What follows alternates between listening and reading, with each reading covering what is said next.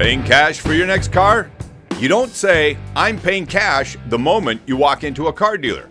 Great news! The Homework Guy team is back today with a lot of new information for cash car buyers and some master negotiating tips from our expert negotiator, Elizabeth.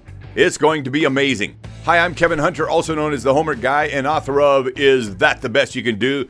Today's cash video is brought to you by the Homework Guy team, home of super high intensity training for car buyers and a witty group of auto experts to boot. If you appreciate us working hard to bring you up to speed with our great videos and you want to support our efforts, well, there's plenty of ways for you to get on board and show us a little appreciation. Well, you can start by recommending us to your friends and help us get to that 1 million subscriber mark.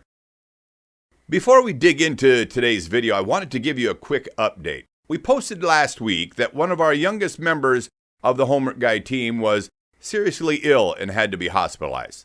There was an amazing response from our loyal followers. Here's this little gal, affectionately nicknamed Beanie because of her love of coffee. She'd literally come down the steps in the morning and say, "Coffee," rubbing her eyes. Well, I'm letting all of you know that she's out of the woods now, feeling like herself once again. Thanks for all of your kind words, your thoughts and prayers on her behalf. We appreciate all of you more than you know. Thank you. Today, we're delighted to be back on this subject of cash buyers. You see, the more cash buyers there are, the more the car business has to change to a better business environment for everyone. Cash is their kryptonite because it defeats a lot of nonsense in the finance office. Okay, a quick recap, and then we get back to the new stuff. You don't walk into a dealership and say, "I'm paying cash." If you didn't already know, you might ask, well, why not? I thought cash was king. Okay, it's true that a few dealers do like cash for their cars, but we're here to address the bulk of what's true in the car business. The dealers who have a finance office, peddle loans and products, and push dealer fees on you, those dealers generally do not like cash buyers. The reason is simple. They want car loans. Let me give you an example of why. If I tell you that I'm going to give you $500, it's a simple transaction. Here's the $500, done deal. But if I tell you just give me $30 a month for the next 2 years, and I get you to focus on that little monthly payment, you might not run the math and realize I'm charging you $720 for the $500 I gave you. The exact same thing is true in a car dealership. When you finance, they love you because they can stuff a ton of fat in the way of products, fees, and packed interest rates on a car loan. And many of you don't really notice that the monthly payment suddenly made your car cost 150% or 200% of the price you started with. Loans give dealers a smokescreen to put tons of things on you. Cash doesn't. When you say I'm paying cash, when you walk in that front door, you're letting the dealer know that they'll miss out on a huge chunk of their profits in the finance office, so they stick it to you on the price of the car. A lot of cash buyers are paying higher prices instead of lower prices on cars and wondering why. Patty A writes, "I did this years ago," meaning she told the dealer she was paying cash. Lesson learned. I thought it would make my life easier if I had told them I had no trade-in and I was paying cash. Well, never again. Patty learned the hard way. That doesn't have to be you. You must keep your cash options to yourself. At first, anyway. This brings up several of the follow-up questions we've had from approximately 8 million viewers who have commented on our previous editions of cash-based videos. For example, if you don't tell them you're paying cash up front, when do you tell them you're paying cash? Or, if you're trying to keep this a secret, won't they just keep hassling you until you tell them how you're paying for the car? And what tips do you have for this? To answer these questions, I've brought in Elizabeth today. All of you have wanted to see her again anyway, and Elizabeth is one of the fiercest negotiators on the Homework Guy team. Hundreds of car deals she has participated in, and tons of amazing car deals under her belt. I want you to pay close attention to the words that she uses. Kind of like trained word tracks a salesman is using on you. Well, Elizabeth knows exactly what to say to shut down a salesman who won't stop asking, "How you going to pay?" She knows exactly what to tell the finance officer when she decides to pay cash. If you've seen her on previous videos, you know you're in for a treat. Elizabeth, first of all, thanks for joining me on camera. We're all aware here on the Homework Guy team that you like to play that behind the scenes role, but You got a lot of fans out there now since they saw you on the show. Well, that's flattering. I just do my best. I want to start with this. Some salesmen say they'd kick a car buyer like you out of the dealership immediately, like as if they don't want to put up with a customer who essentially drives the deal like you do. Oh, I see those comments too, and they're not true. I have never been asked to leave a dealership, and I've done this hundreds of times, either for myself or for our followers or with members of the Homework Guide team. Right. Never once been asked to leave. What do you think that is? Do you think it gives you an advantage being female, or do you think it's just how you handle the situation? Oh, well, you have to know exactly what you want. So let me start with that. And you have to be respectful but firm. I just don't let anybody lead me around and tell me what to think. And that's true of anything I buy. It's not just a car, which is a big decision, but I for sure don't let anyone manipulate me with a bunch of nonsense. But I can't overstate how important it is that I do my homework first. Everybody needs to do that. Even with what I do know about car shopping, I'm not on their lot without a few hours of research under my belt on the specific vehicle, or if there's laws in the area that are going to affect the deal. Yep. And if I'm just shopping used cars, which is definitely the smartest way to go for buyers, I always know what the cash value is of the vehicle. You have to have that information, and with that math, you know exactly what's a fair price. We just covered how to do the cash value on a recent video, and so I'm not going to spend a lot of detail on that now, but just take a couple of minutes and just explain it and give it a brush over. Okay. Well, get out pen and paper. You need the VIN number, the year, the make, model, trim level, color, and miles of the car. And no matter what you're car shopping for, this is the information that's easy to get. So you go to Kelley Blue Book's website, click the option for a cash offer, and you put your contact information in. And for a little bit of privacy, I use a Google Voice number and an email that I set up for car shopping, so that when they call me back, I don't have to answer them. Right. But within minutes, I have a cash offer from Kelley. And then actually not long after, several dealers will email me saying that they want that car for that amount. So it pretty much tells you that they're interested in a car for the cash value. So that everyone's clear on this, you're talking about the car you're shopping for. So you're taking a car right off a dealer's lot, putting it into Kelley like it's a car you own, and Kelley sends you a cash offer. Right. You can just take the information off any vehicle. They don't have no idea if it's yours or not. And you just punch it in, and that's what you get back. So let's go back to why you've never been asked to leave a car lot despite how you handled the deal. Even though salespeople will comment on our video channel that you'd get kicked off the lot. Do you believe that being informed, having your homework done, do you think that's key to what you do? And do you think it's key to why they don't ask you to leave? Oh, without a doubt. They know I'm different. They can't buffalo me. And it puts them back on their heels. They're still going to sell me a car, but they're not going to sell me all the other garbage. So if I keep things moving along, telling them what I want, and that if we're going to do business, if they follow what I'm asking for, I lead during the sales process, and then people can't forget that. So stay on top of the salesman and the other staff, and you'll get what you're looking for. You can easily be fooled by things salespeople say and do when you don't know what you're talking about. Exactly. So let's get to the question about a pesky salesman who won't stop asking you, how are you going to pay?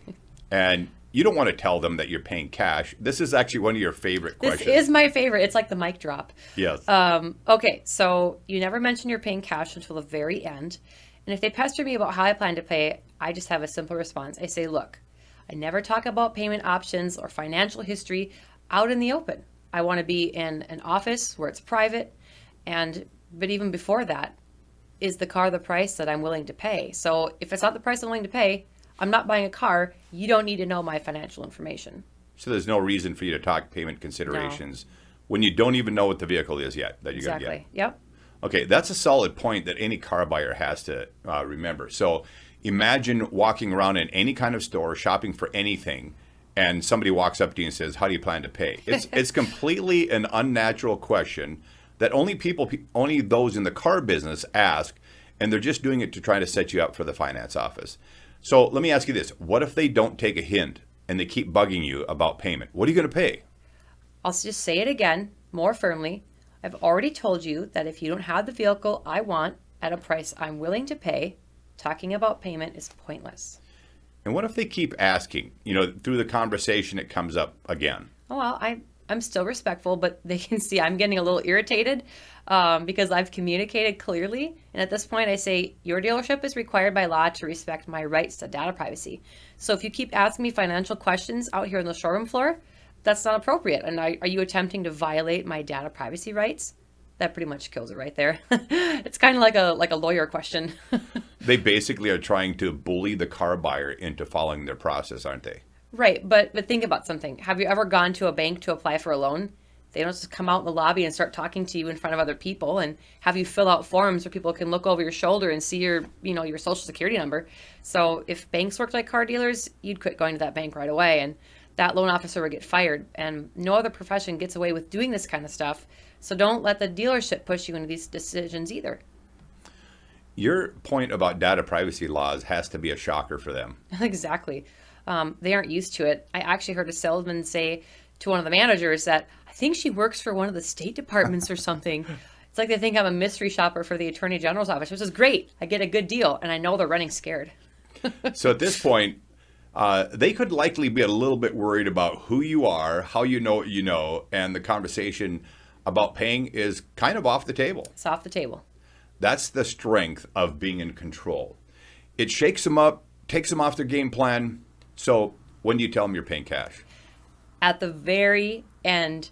So I'm in the finance office, and in some cases, I'll give the finance officer a few minutes to show me what he has, and I've never taken the deal they propose. Never. It always has to be cleaned up first. And when I'm satisfied that everything is resolved, when everything's fixed on the deal, that's when I tell them I'm paying cash. So explain what you mean by cleaning up the deal. Okay, well, when you arrive at the finance office, the person's already started loading your deal full of fees and products before you even got there. Before you get there. Yep. It's part of their plan to artificially inflate the cost of the car and pack things into the deal. It would be like window etching, paint protection, fabric protection, nitrogen-filled tires, gap insurance, extended warranties. Oh, the list goes on. So you're going to take all of that off the contract.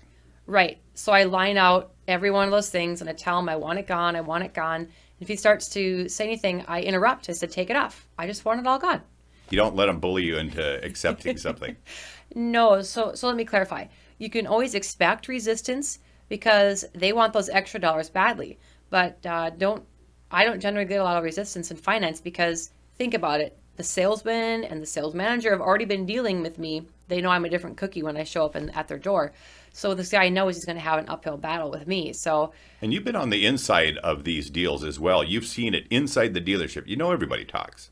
Yes, exactly. Well, that's what making a deal is talking when your customer's not present. So, and it doesn't stop him from trying though, but he caves in pretty quickly when he knows that everything else has failed. So the advantage is to get that control right from the start and just hold on to it and don't forget it. I'm in the driver's seat and I'm not going to give up my seat now to ride shotgun with somebody who thinks he's going to empty my pockets. He's probably not going to admit it out loud to anyone, but he's already accepted defeat before I came into his office. I can just see it in his eyes. You're dead on the money.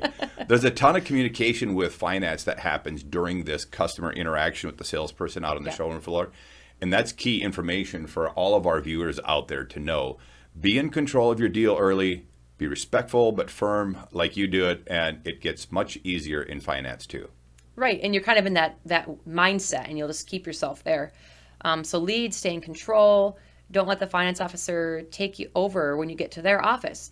I stop them almost right away. The moment I see they're going to try to go into those sales pitches. Nobody has to listen to a sales pitch for stuff you don't want to buy. No, exactly. How fast does that happen from the time you sit in finance? How fast do you shut them down? Okay, well, I usually interrupt and take control within like 30 seconds. Very fast. Other times it might be a few minutes, but never more than 5 minutes. I know that everything I'm expecting from them is reasonable, but I just don't let up on it. So that's key, actually, knowing that it's reasonable and you're not being a jerk customer in any fashion. Okay, so you give them no chance to get their hopes up or shift momentum over in their favor. Well, there's no chance for them to gain momentum with me, but yes. Car buyers have to know that they have to shut down the nonsense lines back in sales and control the finance presentation right from the beginning. So in all the car deals you've worked, how often do you hear the finance officer say that you need extended warranties or gap insurance, stuff like this to protect your investment? Their favorite quote. They try it every time.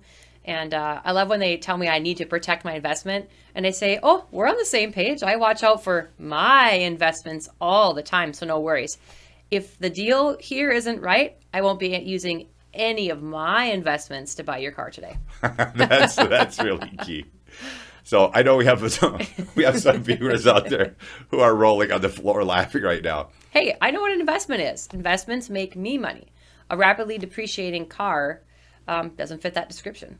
So what's your goal in finance? First, just get the junk off the contract. I line it all out. I tell them to fix it. Then I ask for the tax, title, license fees to register the vehicle to me. And I want that information right away, and they can have it just in minutes. It's all right in their system. Right. Finance officers like to fudge on these, like the taxes and state fees, by estimating them. Have you had that experience? Oh, all the time. What I'll do is if I have a vehicle I'm looking at, specifically I'll call the DMV office before I visit the dealership. I know exactly what the state fees are within, a few dollars. And now I want the finance officer to give me that exact information.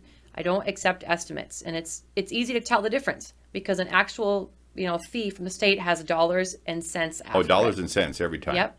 And I look them right in the eye and say, this is my out the door price, right? They love it when customers say out the door, don't they? Right, when you know the lingo. But no, it's way too far down the road at this point for them to argue with me anymore. I always get my out the door price. So a lot of customers get stuck with paying fees, like delivery fees, prep fees, and the all popular document fee, for example. Well, I don't pay any of the fees. With one exception, I'll sometimes give them $75, like the homework guide teaches, for the document fee if they've been nice. And you have to explain to them that the document fee is just extra money going to the dealer because the dealer is asking me for the extra cash without me agreeing to it. But I don't let them change the car price by tacking on the fees. What if they claim that state law requires them to keep their fee the same? Well, that's easy. You just have to do a little wiggle with the math. If they say I have to pay $5.99 because everyone else did, well, I just take $5.99 less $75 off the price of the car, and then there's your $5.99 fee, but I'm still paying the same out the door price. So what's been your experience with getting them to either remove the document fee or discount the car, as you just stated? Well, I've walked a few times. Sometimes I'll just pick my keys up and make it look like I'm going to start, to waffle. The keys in your hand is that sign of control. You're not trapped, and they know it. And as I said before, because of the reports they got from sales when I first arrived, they knew this was going to be a tough day for them before I got to finance. So right. That helps me a lot. It gives me an edge, and it's good to have a reputation of being a little tough. Have you ever had a finance officer get up and leave anytime you've been at the... I've actually experienced that myself. I'm curious if you have. They say they have to go check on something, but the truth is they're terrified of smart car buyers. They think they're going to get in trouble for not selling you all the junk. Yeah, and they don't know where to go with you. They don't have any other game plan. Yeah. So at this point, you've cleaned up the car deal, and you still haven't mentioned how you're paying, have you? No. So when the contract is clean and it's, to my satisfaction, and he agrees that we're looking at the out-the-door price, that's when I say, oh, I'm paying cash, and I pull out my checkbook immediately. I don't ask for permission. It's my car deal, and I just do it. And the poor finance guy just plunk falls out of his chair. You can hear a pin drop. But he pretty much knew this was coming. The thing car buyers have to remember is it's your car deal. You can buy a car the way you want to, anywhere. And you owe these people nothing. You go in there, get what you want, and you don't have to put up with the nonsense. But be respectful. I never have to put up with it. A lot of questions showed up on our videos from last year about paying cash. Apparently, people have forgotten how to pay cash without having a stack of greenbacks in their hand. How do you do it? Okay, well, that's pretty simple. I can carry cash on occasion, up to $5,000, but my favorites are just a personal check because dealers can scan it and verify the check easily. Sometimes they'll say, let's put a given amount on your debit card to verify funds, and then you put the rest in a check, so there's no fee for you, obviously. You just have to call your banker and raise the limit for the day, so if you're using the debit card. Yeah, so they can expect that a certain amount is coming through to be processed. And of course, if you're doing financing with a bank, you can also bring a bank check with you. Yep, bring the bank check. You can do cashier's check, certified check, electronic transfer, money order, the list goes on. All of them work. Yeah. So let me emphasize something. If the finance man is giving you a big problem over paying cash, it's because you gave up way too much control from the time you walked in the door. I totally agree. Yep. Everyone talks in the process, but when they clearly know that you're the boss in your own car deal, you get treated differently. That's funny that you said that, because when you did the cash buyer negotiations and a couple of those people were saying, Elizabeth is the boss. Thanks, guys. So anything else you want to add? Yes, everyone should be watching the Homework Guy videos. The behind the scenes team that works on all these is amazing, and I'm proud to be a part of it. And many of us do the research and comb through the content. You're the obvious face of all this, Kevin, but it's not one person's opinion here. I've done hundreds of car deals, and some of the contributors have 30 plus years of experience. Right. Great people from all around the country help with what we do. So watch the videos, do your homework, be prepared, stay in control from beginning to end, and you'll actually be just fine. Well, okay. Well, let me add this, though. Promise yourself that you never wake up one day and say, I'm going to go car shopping, and then head straight to the dealership. Without your homework being done, you're just asking for trouble. Right. So I don't stop there unprepared. You don't shop unprepared. None of us do. Heck, I write a grocery list so I don't come home with too much stuff. Right. So nobody should be cutting And corners. we're the pros at this, and we don't cut corners on our homework. Yeah, exactly. Yep. All right. Well, thanks for doing this, and let's see what our viewers think. Do you want to see a lot more of Elizabeth coming up in the future? I think the answer is probably yes. There you have it. Protect your plans of paying cash until the very end. Don't let anyone bully you in the process. Get yourself an amazing cash deal and use any of the methods from personal check to debit card, business check, bank check, certified check, money order, and electronic transfer of funds. The many different ways to pay cash. You don't have to have cash in hand to do this. If you appreciate the video today, consider giving us that great big thumbs up and leave a comment down below. Include hashtag the Homework Guy. And look for us on any of your favorite social media platforms out there. We post updates and share videos on other platforms too, and answer car buying questions to help you out. If you love what we do and want to contribute with a tip, the PayPal and Cash App links that you see here will be easy to find down in that description box or on our website. Here's the best part. We don't just help car buyers like you. We use our tips to sponsor great people like Maggie. This amazing young lady works with university students to help them get more out of their studies and ultimately more out of their lives later on. We enthusiastically sponsor Maggie, and she thanks you in advance. Just like the Homework Guy team, Maggie knows you change the world by what you do. If you can't do a tip today, no problem. Just help us get the word out. The Homework Guy team loves it when you share our videos with your family and friends and encourage others to subscribe to our channel. You can help us get to that 1 million subscriber mark. And by doing so, you're helping to bring fairness and honesty to the car business. Thanks everyone for coming back. We'll see you on our next video. You guys rock. I'm Kevin Hunter. Until next time, take care everyone.